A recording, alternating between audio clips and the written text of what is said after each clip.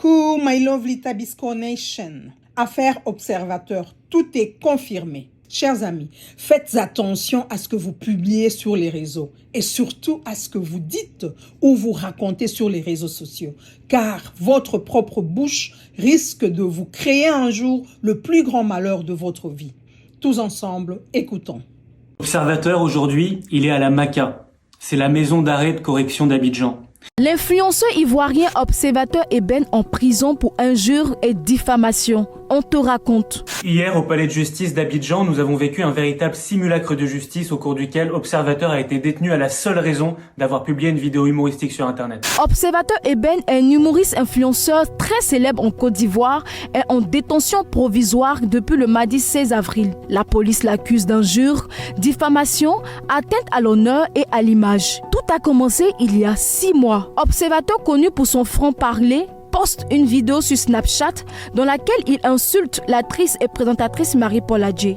Marie-Paul Adjei, c'est une qu'est-ce qu'elle a raconté elle?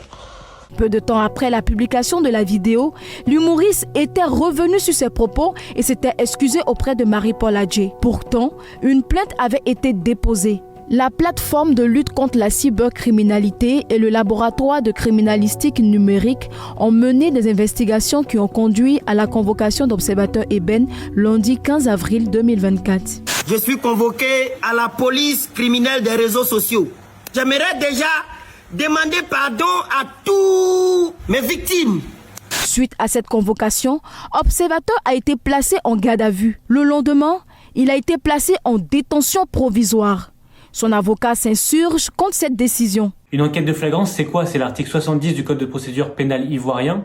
Ça permet, lorsqu'un crime ou un délit est commis ou est en train d'être commis, eh bien, de mettre quelqu'un en détention le temps de son procès. Or, comme vous l'avez deviné vous-même, la vidéo date d'il y a 6 mois, alors rien aujourd'hui ne justifiait cette enquête de flagrance. Dans un communiqué publié sur Facebook, la PLCC indique que l'humoriste est coutumier du fait et indique l'objectif du suspect étant de s'attirer plus de vues et donc plus d'argent au mépris de la dignité et de l'honorabilité des autres. Le web humoriste est également visé par une infraction de refus d'obtempérer. Il faut que l'ensemble des Ivoiriennes et des Ivoiriens comprennent qu'aujourd'hui, chacune et chacun d'entre eux pourrait être mis en prison à raison simplement d'avoir diffusé une vidéo sur Internet. Observateur, aujourd'hui, il est à la MACA.